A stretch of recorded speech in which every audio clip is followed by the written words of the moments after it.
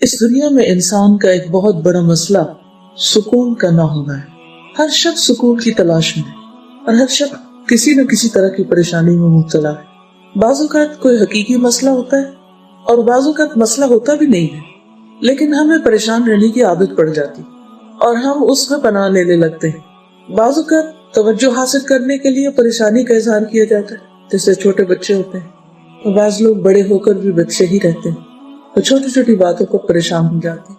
اور بعض اوقات یہ عادت اتنی سنگین ہو جاتی ہے، اتنی سخت ہو جاتی ہے کہ انسان تو پھر عام حالات میں تو کسی کا مشورہ، کسی سے بات کر کے، کوئی نصیحت حاصل کر کے کچھ فائدہ ہو جاتا ہے، لیکن سیویئر کیسز میں لوگ ڈرگس پہ چلے جاتے ہیں، نشہ کرنے لگتے ہیں، لیکن وہ بھی مسئلے کا حل نہیں ہوتا۔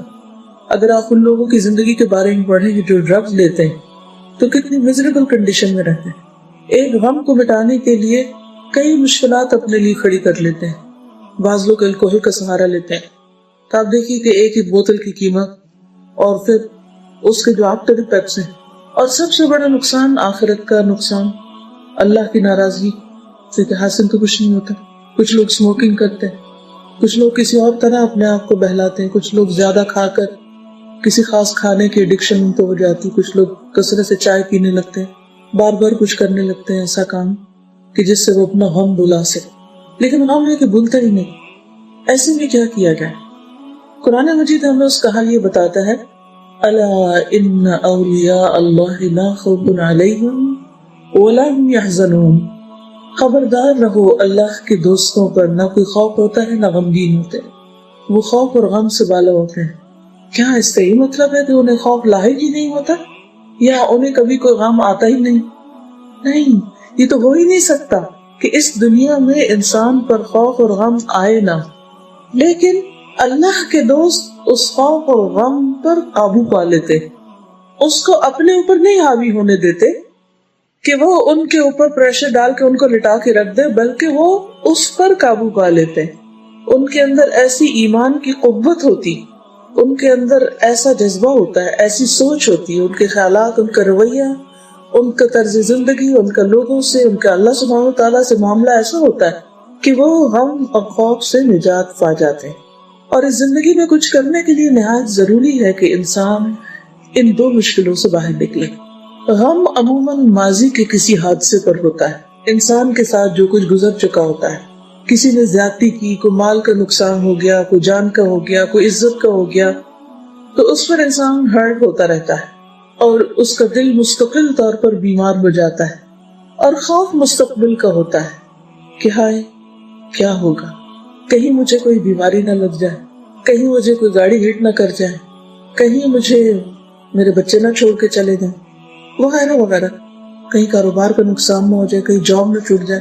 تو بعض اوقات کچھ لوگوں کو دونوں بیماریاں ہوتی، غم کی بھی اور خوف کی بھی۔ کچھ ایسے ہوتے ہیں کہ جن کو غم کی ہوتی ہے لیکن وہ غم اتنا ان پہ ہوتا ہے کہ خوف ان سے ختم ہو جاتا ہے۔ بعض ایسے ہوتے ہیں کہ ان کو غم بھی ہوتا ہے اور خوف بھی ہوتا ہے، دونوں ہی چیزیں ان کے اوپر حاوی ہوتی۔ اب کیا جائے، ہونا کیا چاہیے؟ کیونکہ علاج تو ضروری ہے، یہ نارمل حالت نہیں ہے۔ اور خاص طور پر اگر آپ کسی حادثے کو ہر وقت سوچتے رہیں یا کسی آنے والی پریشانی کو ہر وقت اپنے دماغ پہ حاوی رکھیں، تو یہ تو بہت ہی خطرناک بات ہے اور اس سے نکلنا چاہیے۔ اس سے نکلنے کے لیے بہت ضروری ہے کہ ہم بحیثیت ایک مسلمان کے اپنے ایمان کو درست کریں۔ اللہ پر ایمان کا مطلب اللہ پر اعتماد بھی، اس پر یقین بھی، اور اس بات پر یقین کہ دنیا میں جو کچھ ہوتا ہے اللہ کے اذن سے ہوتا ہے، اس میں اللہ سبحانہ وتعالیٰ کا ارادہ شامل ہوتا ہے، کیونکہ یہ دنیا اپنی مرضی سے نہیں چلتی۔ تو کوئی بیماری آپ کو آ ہی نہیں سکتی، کوئی آپ کو نقصان دے ہی نہیں سکتا، کوئی آپ کا تنکا توڑ نہیں سکتا، کوئی آپ کا بال بیکا نہیں کر سکتا، کوئی آپ کو کچھ بھی نہیں کر سکتا جب تک اللہ کا ارادہ نہیں ہوگا۔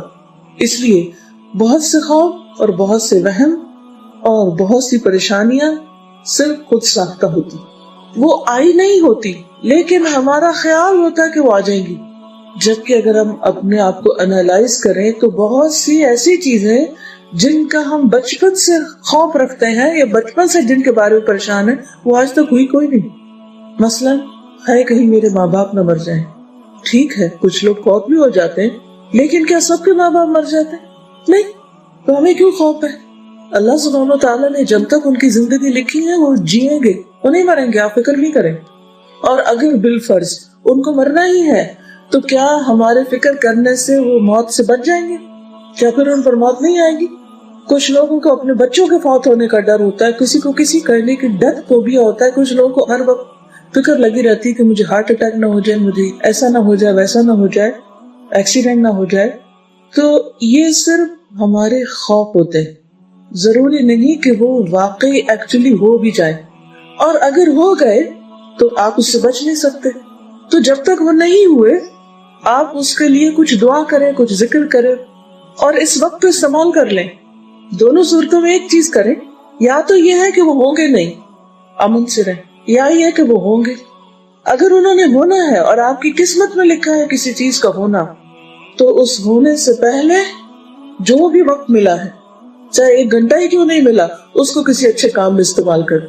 اور آپ کیا سوچیں کہ میں اللہ سبحانہ تعالیٰ کی پناہ میں اپنے آپ کو دیتی ہوں، میں اس سے پروٹیکشن لیتی ہوں کہ جس کے اذن کے بغیر کوئی مصیبت نہیں آتی، اس لیے فکر کی ضرورت ہی نہیں، پریشانی کی ضرورت ہی نہیں، کیونکہ کسی کو کوئی بیماری، موت، فقر و فاقہ، کسی چیز کا نقصان اس وقت تک نہیں ہوتا جب تک کہ اللہ نہ چاہے۔